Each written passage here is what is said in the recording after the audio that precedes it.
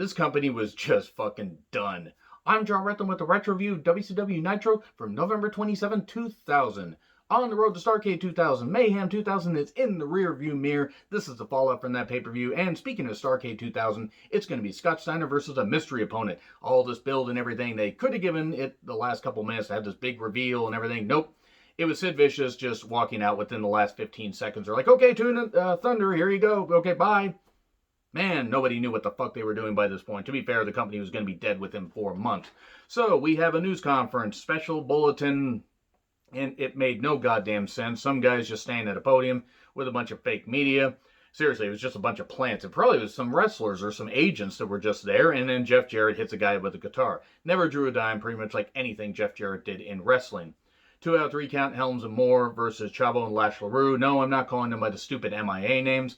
It wasn't awful. 2 out of 3 count. They're good heels. Noble and courageous attack with a ladder. The referees looked really goddamn dumb here during this and most of the matches because they had to pretend to be distracted while they could clearly tell that a whole bunch of stuff was happening.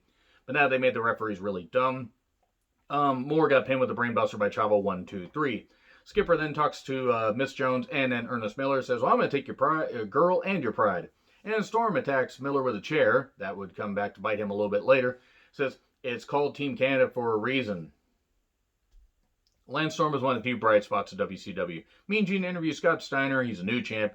Talks about his freaks and his peaks and not having any competition because he keeps hospitalizing them. Well, Scott, you need to stop doing that because otherwise you're not going to have opponents. Yes, he's a madman, but if you're actually putting your opponents in the hospital, then the company's going to probably take the championship away from you. You can't keep injuring people. I know it's storyline, but still. Here's Rick. We're going to build the greatest wrestling company around the greatest world champion. I hope that we get to see that at some point. That's unfair to Scott because he was a world champion way too late, and it was during the dying days of WCW. Now, he provided some stability. He was champion for 4 months, so at least there was that. And then says he will face a certain someone at Starrcade, somebody in a limousine. Who could it be? Well, I just spoiled it in the beginning. Here's Stevie Ray to challenge him. And Stevie Ray's words, his words, jacked up fruit booty. He's going to challenge Scott Steiner's jacked up fruit booty. Okay, then. And he's putting his career on the line. It's title versus career.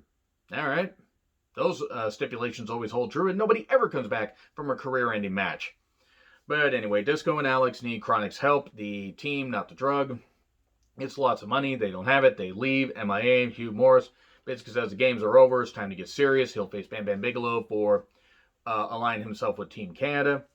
And then Lance Storm to Hugh Morris a little bit later. Yes, I know he's called General Erection, but I'm still going to call him Hugh Morris. Piece of shit human being anyways. I don't really fucking care. Morris, not Storm. Storm's actually pretty cool. Says this ain't over, except it totally was going to be the last time ever. For the last time ever at Mayhem. Even though every wrestling company has gone back on that stipulation after a while. Jimmy Yang with Leia Meow versus Lance Storm with Major Guns. It was okay.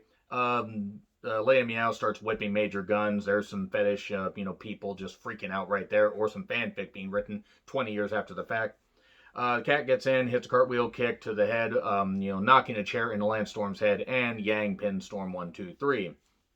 Storm then yells at Duggan about being the veteran, stuff like that, and then Duggan, I believe, would be ousted from Team Canada soon after. Stevie is talking on the phone, saying, I know what I'm doing. Disco and Alex get the Harris brothers help for 2 drinks and 2 sandwiches. And I bet for the Harris brothers they were cut the right way. They have Nazi tattoos on them, so fuck both those guys. Fuck the Aryan Harris brothers. Fuck anybody that wants to have any goddamn tattoos like that. And if you support that, you're a fucking idiot. There's a reason why Nazis are bad. And anybody that has Nazi tattoos are fucking idiots. That includes these 2 bald fucks who weren't any good in the goddamn ring anyway. So, Lex has an announcement. It's the end of the Goldberg streak because, Goldberg speared the referee, except Lex neglected to mention that he pulled the referee in front of him. And why was he allowed to talk? He says, lure and urder instead of law and order, mesomorphic. He doesn't know words. Apparently he doesn't know the best words, judging by the tan and the horrible hair. No, I'm not talking about the idiot that's in the White House for the next couple months. And then we get Jimmy Hart's DJ Challenge, preceding announcement, the World Tour. Jimmy Hart's World Tour probably would have been, a pretty fun video game, to be perfectly honest. Couldn't have been any worse than Backstage Assault that they kept announcing and plugging. And then Jarrett talks about stroking it. Have fun on seeing that, and the filthy animals throw eggs at him. I wonder what I'm even doing watching this show. Vito, his sister, and Reno, I don't know why this storyline's still going. I don't know why it ever started. The sister and Reno kind of go off and talk a little bit while Vito just leaves. I mean, he leaves, the shot earlier. Noble and Courageous versus the Boogie Nights. Oh no, Disco has an injured back, so it's Alex Wright and the Harris, one of the Harris brothers, whoever the fuck it is. I can't tell. They both look alike to me. They all both look alike to me. Best words. I don't know why this happened. The Harris brothers hit the H-bomb on Noble, and then Wright covers 1, 2, 3. We then get a Glacier vignette that the announcers mock. Poor guy. I mean, he actually was a pretty good worker, but the gimmick was shit.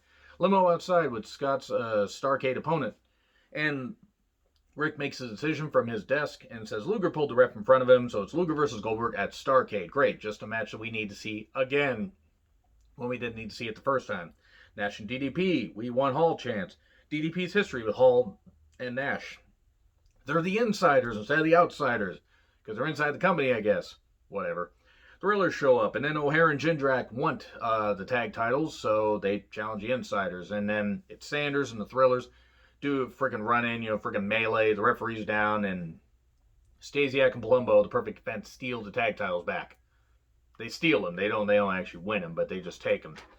Whatever. Reno versus Goldberg, squash. Goldberg nearly spiked himself with a goddamn spear. Hits a jackhammer, 1, 2, 3. Luger hits him with a chair. Goldberg sells it about 5 years later, and then gets hit with the rack. And then we get the Filthy Animals running down Jeff Jarrett. It is what it is. We then get Hugh Morris and Bam Bam Bigelow, U.S. title. Not good. Bam Bam was totally washed by this point. Hugh Morris wasn't even that good. We get a table brought out, but the wall takes the table away. And then we get No Laughing Matter, 1, 2, 3.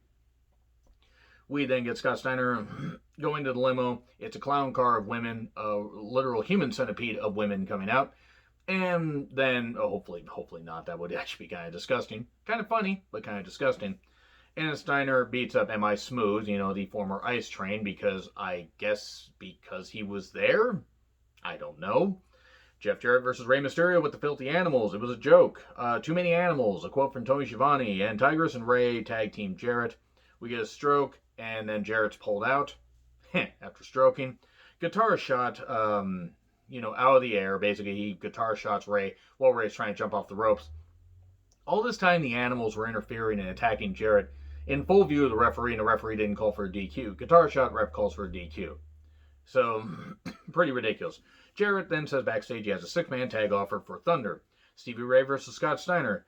Medeja attacks Stevie Ray in the entranceway, and then basically Stevie Ray gets beat up for a bit, eventually comes back, hits some moves, does hit the slapjack, actually hits the bookend, doesn't get the cover quick enough, then hits the slapjack, the front face buster, but it goes for 1, and then tries to get up on the ropes. Medeja attacks him, and then we get a recliner.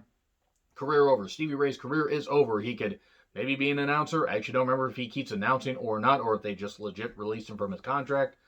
And then suddenly Sid, and then Black. That's it. That's it right there. In fact, you know what? There we go. That's it right there.